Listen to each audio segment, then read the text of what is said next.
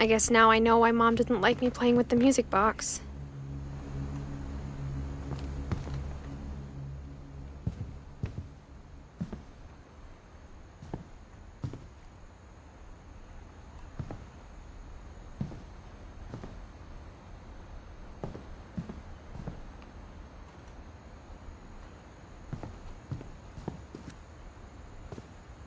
Mom must have locked the third floor stairs on the night we left.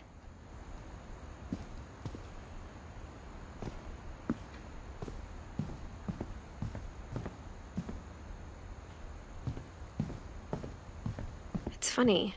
All those times I played with the music box and never found the basement key.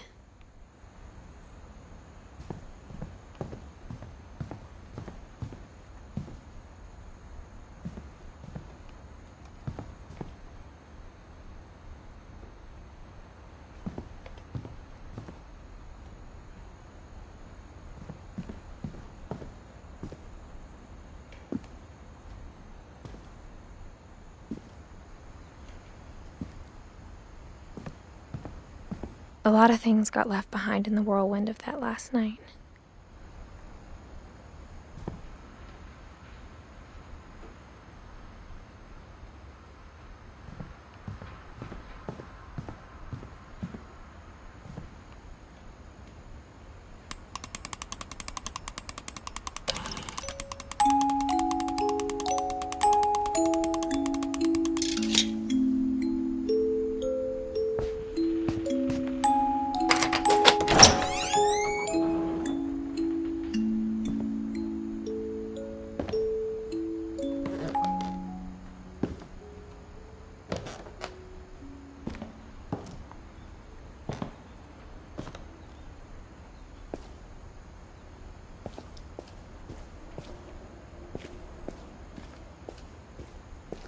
Mom said the basement was off limits, unless I wanted another tetanus shot.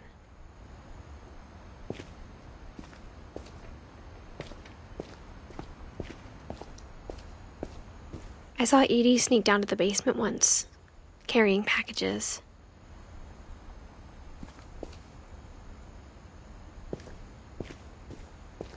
I thought maybe she was hiding presents.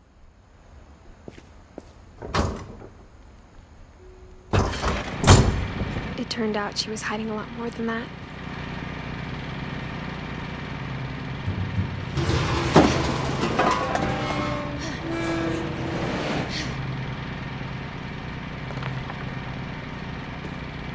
I remember asking Mom once about where Walter had gone.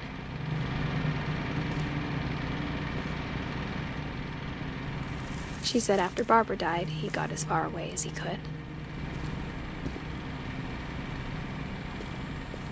If there's a pattern in all these stories, I think it's that none of us has gotten very far.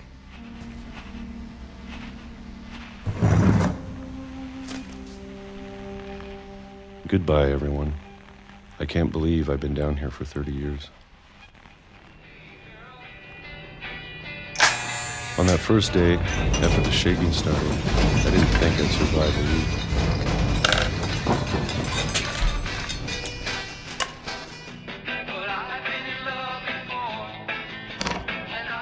But after a few days, I settled into a routine. That's what kept me sane. Having a schedule, living for today. I always expected to be dead tomorrow. But if you wait long enough, you get used to anything.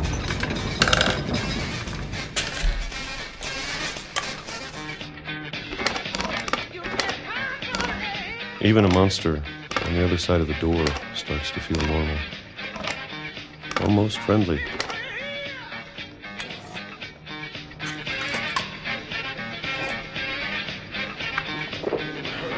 And then one day, everything just stopped. Whatever that thing was, it was gone. Maybe it got tired of waiting. Or maybe I just got tired of being afraid.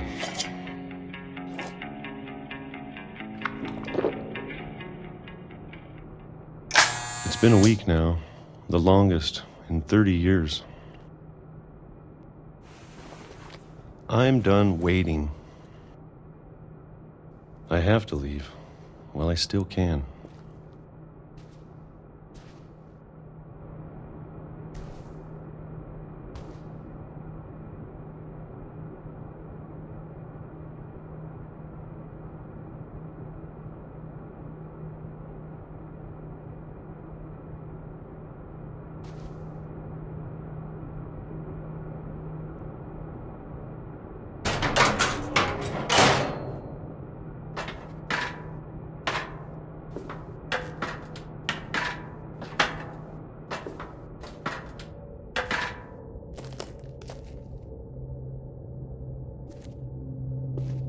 I know it's out there, somewhere.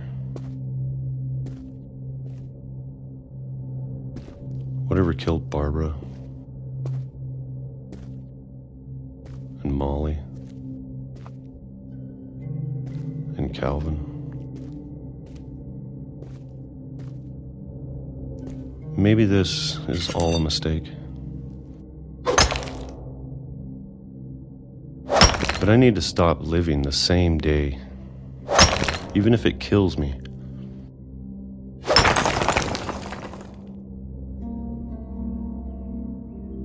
Whatever's out there, I want you to know I'm ready for it. I'm going to appreciate all of it, especially the food. I don't mind if I only have a year left. Or a month. Or a single week. I'd be happy with one new day. I can already imagine the sun on my face.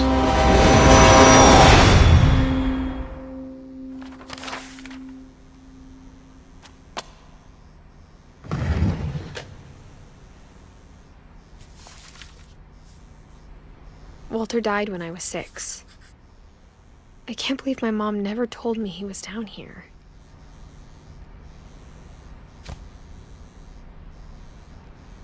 I'm sure my mom was trying to protect me.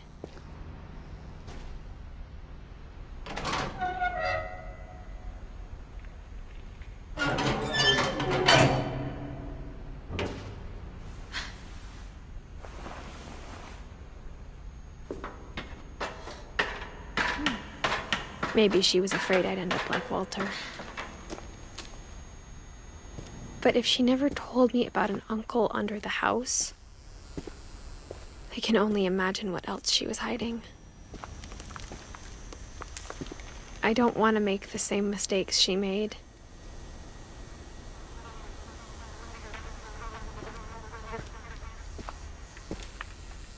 Trying to bury something that's still alive. Now that there's only one of us left, or maybe 2, I thought it was time I heard the stories for myself and found out what happened to everyone else. But now I'm worried the stories themselves might be the problem. Maybe we believed so much in a family curse, we made it real.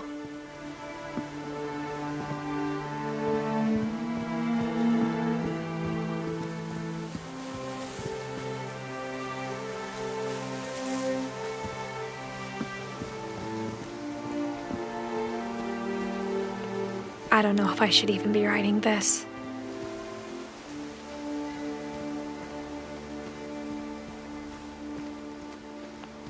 Maybe it'd be better if all this just died with me.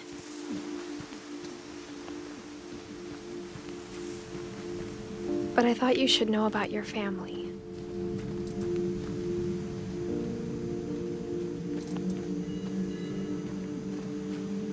And the history you're a part of.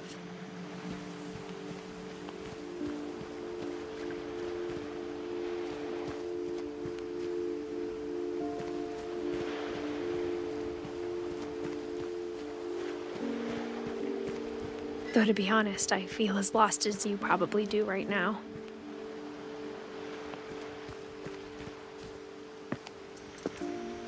I think the people in these stories believed them, for what that's worth.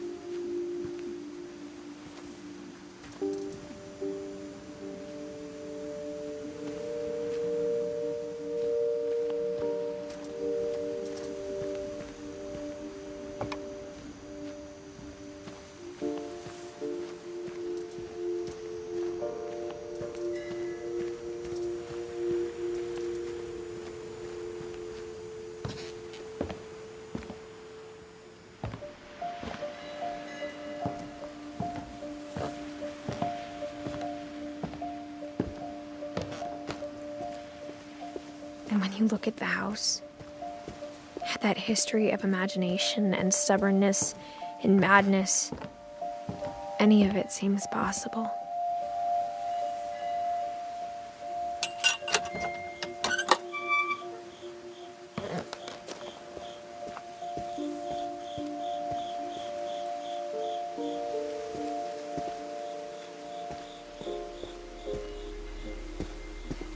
I think we've been surrounded by death for so long, we've just gotten used to it. What kind of family finishes building a cemetery before starting the house?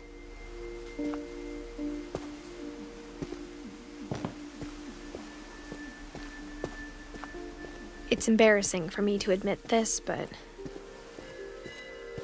the pet cemetery made me more uncomfortable than the human one. 3 of the gerbils were mine, and 2 had been my fault.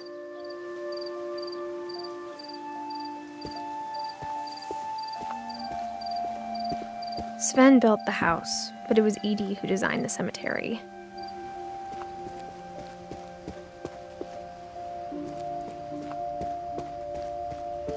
I'm sure Odin's monument had been Edie's idea. My mom was always trying to move on, but for Edie, the past never went away.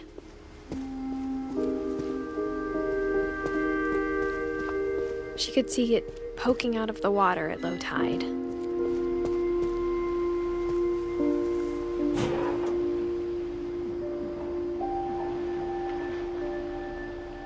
Edie said she dreamed about the old house every night.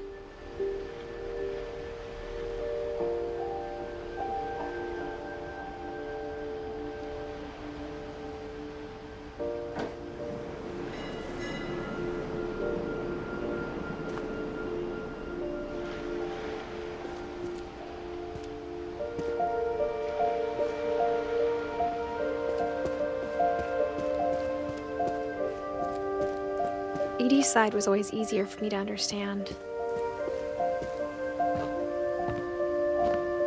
But the older I get, the more I can see where my mom was coming from.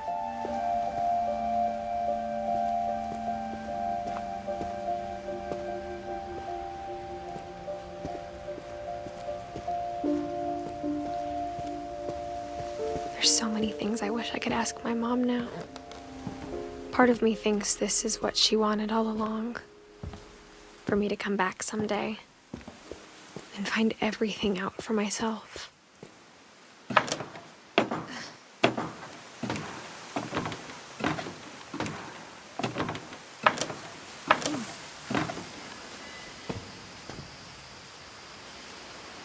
But looking back on it now,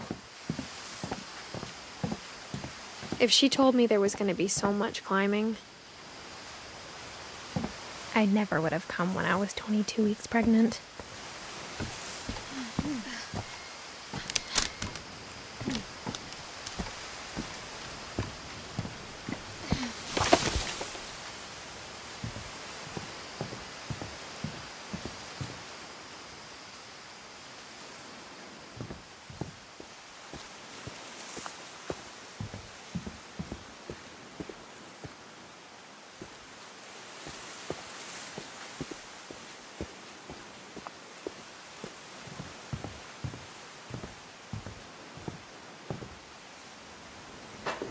I never met Grandpa Sam, but I think he and my mom had a lot in common.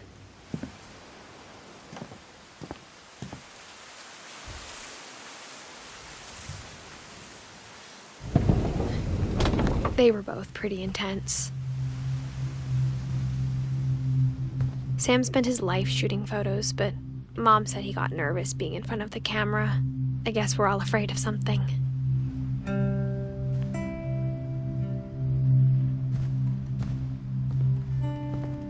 Instead of hiding from death, Sam seemed to go out of his way to meet it.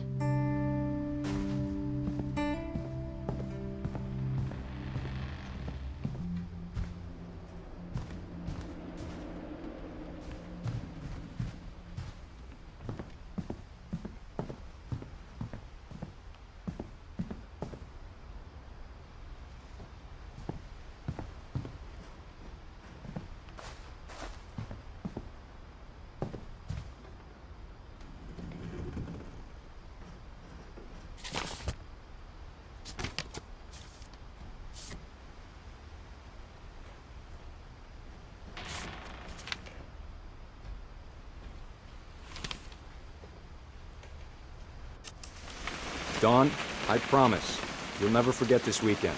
Yes, sir. These memories are gonna last a lifetime. Am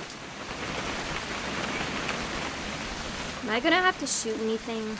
It's a hunting trip, Dawn. Shooting is strongly encouraged.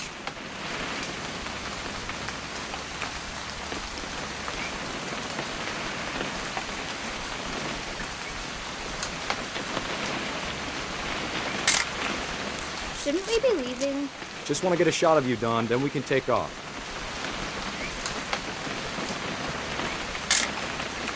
Not quite.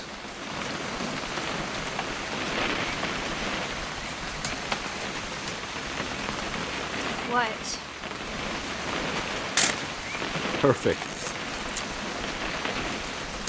It's gonna rain the whole weekend, isn't it? I will never forget this weekend, Dad. That's the spirit. Okay, got it. I'm gonna take some pictures, okay? Just be careful. That camera's older than you are. Aw.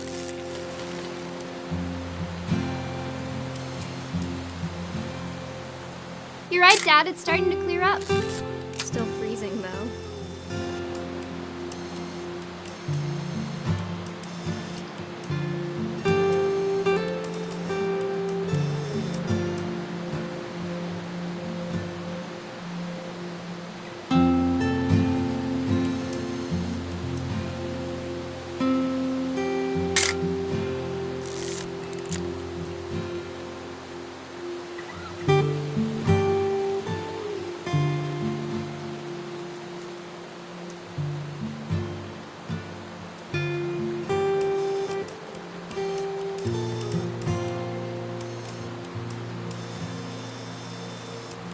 Definitely should not have drunk all that coffee.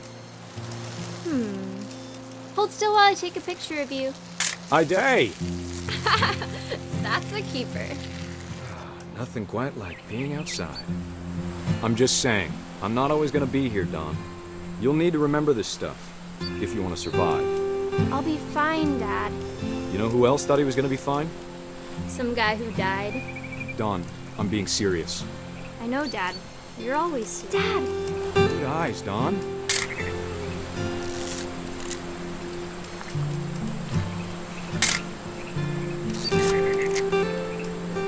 Before you take the shot, let me get a picture of you.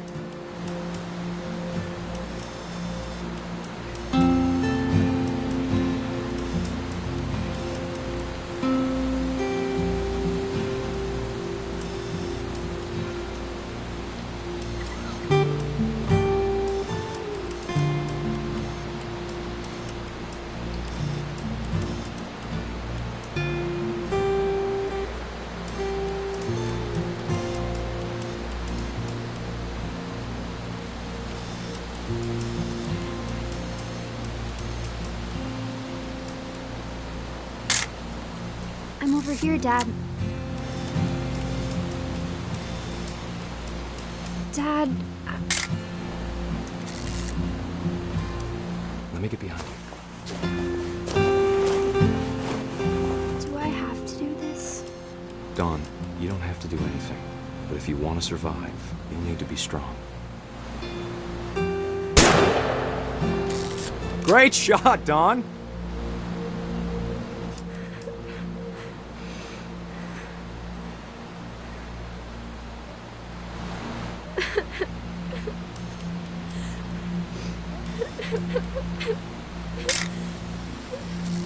I'm proud of you, Dawn. Always remember that, okay?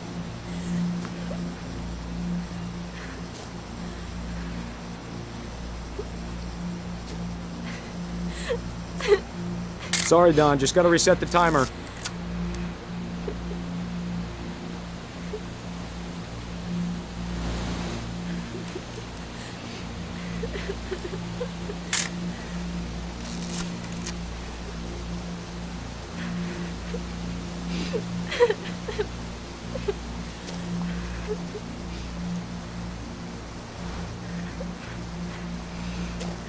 Hang on, kiddo. Just trying to get a shot of the two of us together.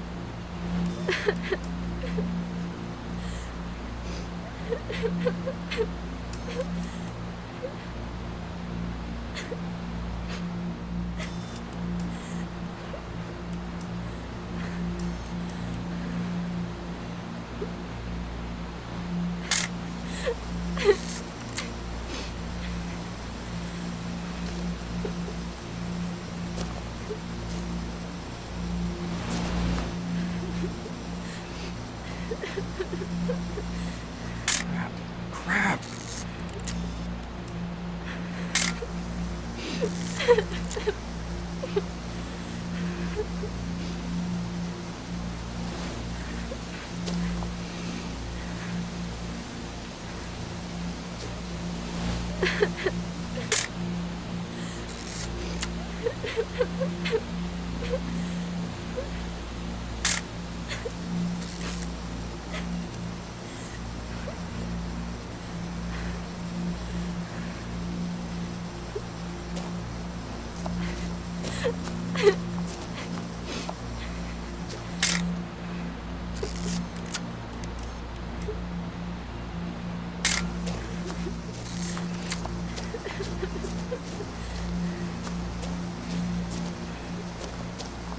Dad, it's twitching. I think That's it's totally normal, Dawn. Just focus on the camera. Try not to think about— Dad!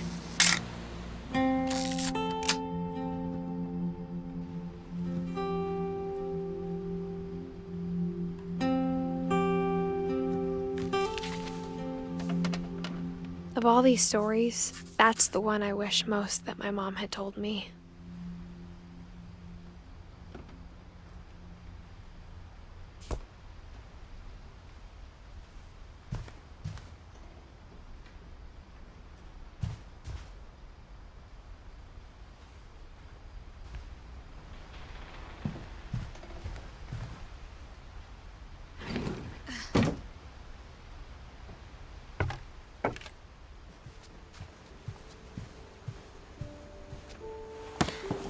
After Sam died, my mom and Edie got really close. They'd both lost a lot.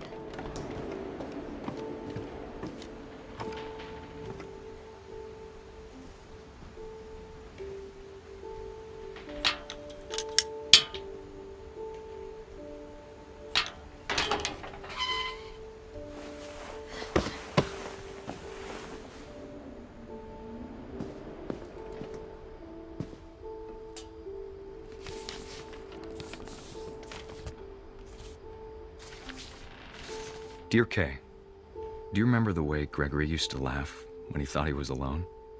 Like something funny was happening, but only he could see it. I think he saw things the rest of us don't.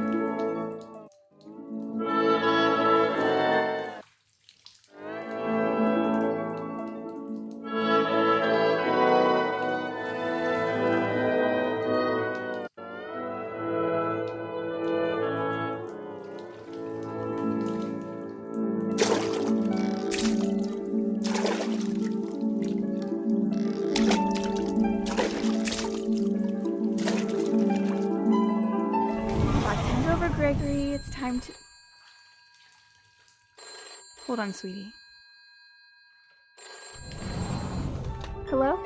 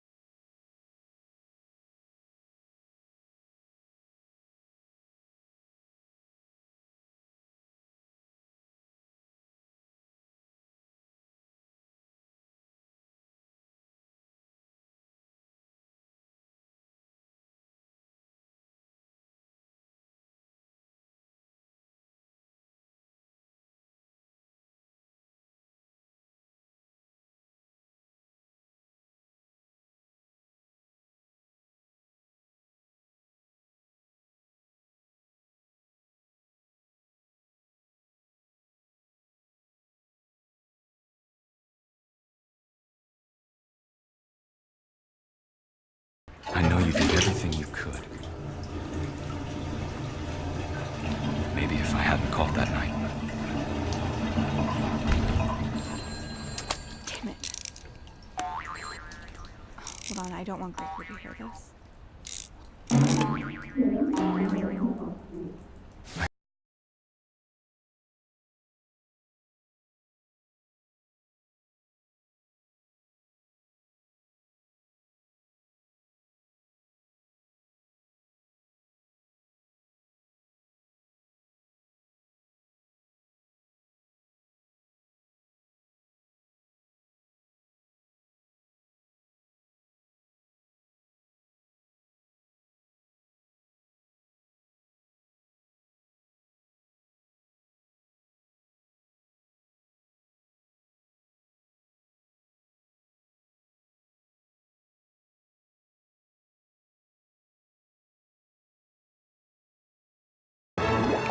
I'm sure he's happy. And he'd want you to be happy too. Good luck, Kay. Love, Sam.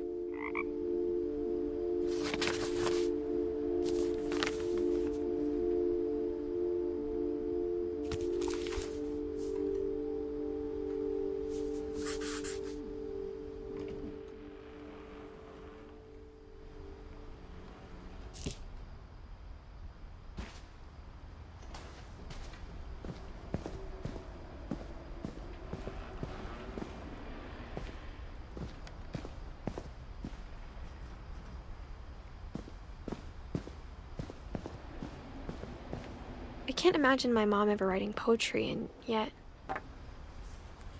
A poem for Gus, who always said the wedding was a bad idea. Our father never hit us kids, at least not very hard, before the day my brother said with teenage disregard that he'd be dead before he'd see a wedding in our yard.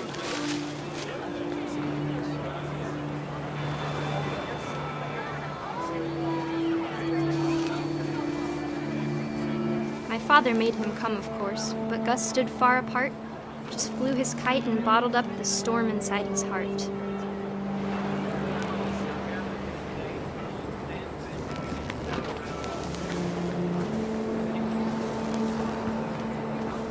I tried to talk him out of it, but though he'd never met her, "We don't need a stepmom," were the words that I remember. husband and wife. You may kiss the bride.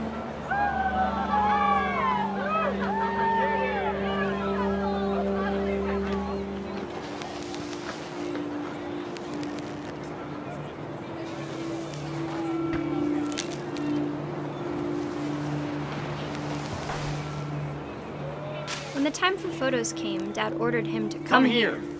But Gus declined and as a sign held up his middle finger.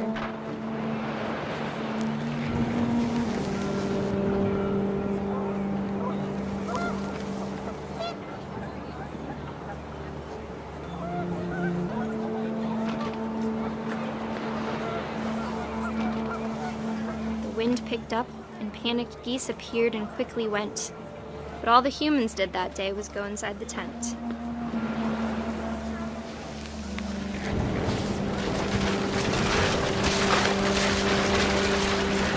The rain came down in buckets then, but no one seemed afraid that nature might destroy the tent our dad had crudely made.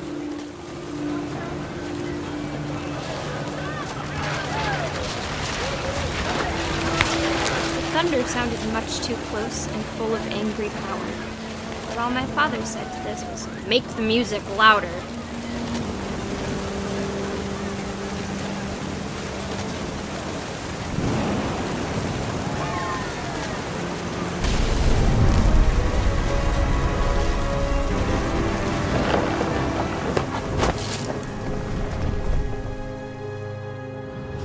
I wish that I could truly say I thought about you on that day. Out there on the beach alone, just you, the wind, the sea, and foam. But I didn't, until we found you.